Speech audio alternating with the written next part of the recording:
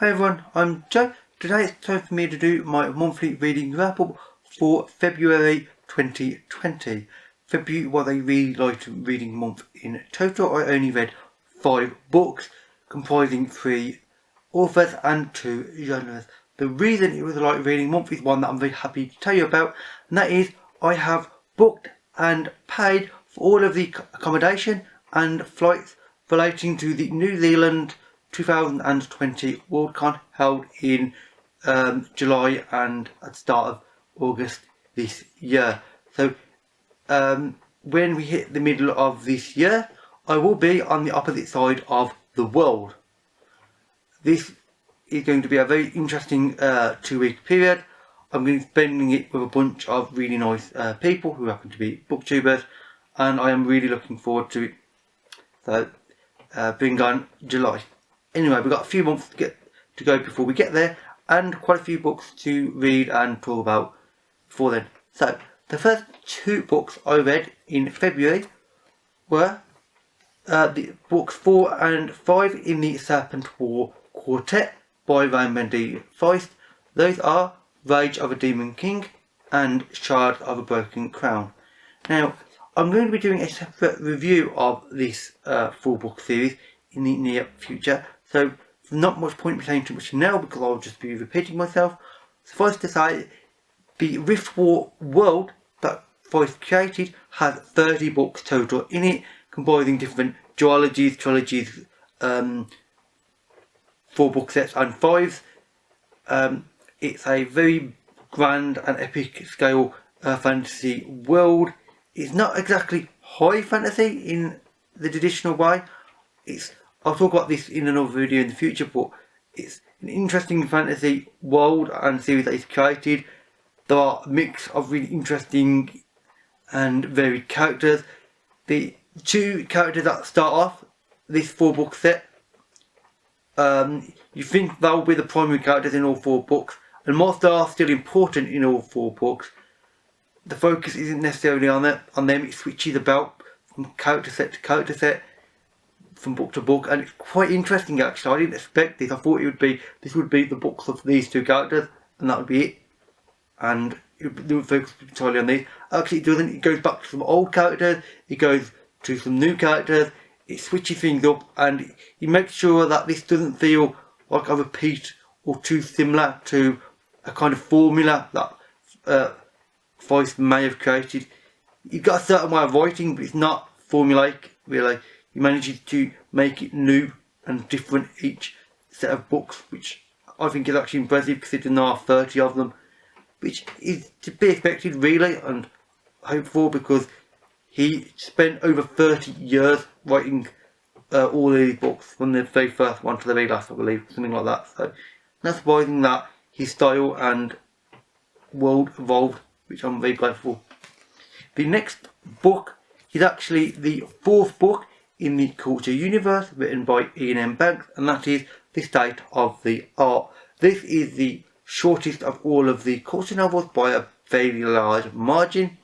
It is also the only short story collection in the Culture universe by Banks as well. And overall, I will do a separate review of this book, but I didn't overly enjoy this book, frankly. It's only very thin. The Culture short stories within it, there are 8 in total.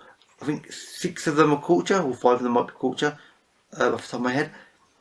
They do comprise more than half of the actual total page count, so it is classified as a Culture novel because of that. But the stories are a bit odd, and the longest one of them, which is called The State of the Art, I didn't understand what it was trying to say. It was written in a very strange, and I assume it's some sort of almost like an experimental style from Banks, where he was trying to think a bit different. To me, it didn't work correctly, or I didn't understand it. I don't know. I'm going to do a separate review of this in the near future, if I can actually think of what to say, because it's a very strange book because I didn't understand it. I mean, only one of the short stories I actually understood fully, I think, and even that one I'm not entirely sure, because the short stories vary so much in writing style, and the word use and such, that it makes it very hard to talk about. So a separate review will be interesting. I've got to think how to phrase what I'm saying about a book that whose phraseology, if that's a word, I think it is actually, is very strange.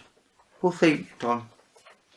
And the last two books are actually rereads for me, and they are Roboteer and Nemesis, both by Alex Lamb. I read these in 2017. However, after I read these that year, in 2018, I got the third book in what is a trilogy, and I never read that third book in the trilogy, and I want to try and read some of my unread books at the moment, but reading that book after a 3-year gap is too much, so I've reread these two now, which I've talked about in a previous video, and within a matter of days of this video going live, I will have almost certainly have read the third and final book in the trilogy. Finally, this is a science fiction trilogy. The first book, Roboteer, is about a guy called Will.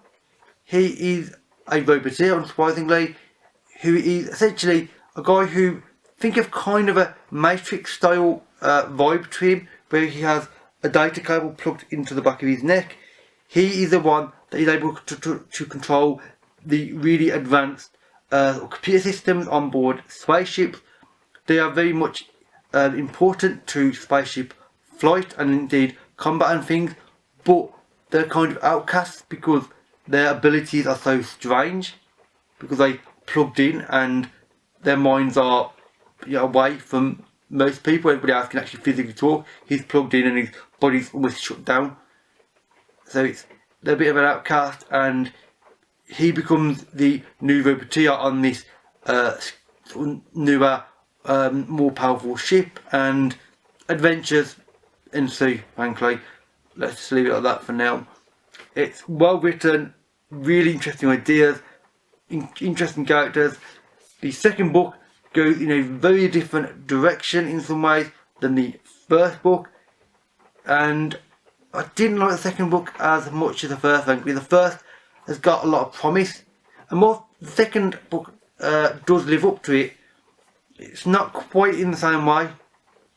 Frankly, I feel as though the second book has got so many ideas that it's almost swamping itself with trying to focus on too many different things. You need to forget a few ideas and maybe put them off for future books in different worlds, and focus on a smaller selection of ideas, so you can have a sort of tighter and more controlled plotline and character itself.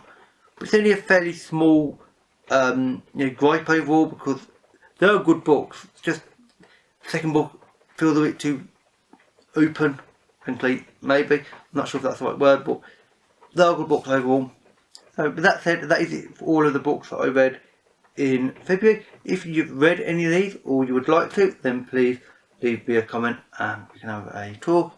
If you have any book suggestions based on things you think I might like from these, or indeed any other books you've recently seen me talk about, then again, please leave a comment with those books suggested, because I'm always interested in getting into new authors and new genres and so on. All my social media links and anything else I mentioned can be found in the description box below. With that said, that is it for this video. So thank you for watching. I'll see you another day. Bye for now.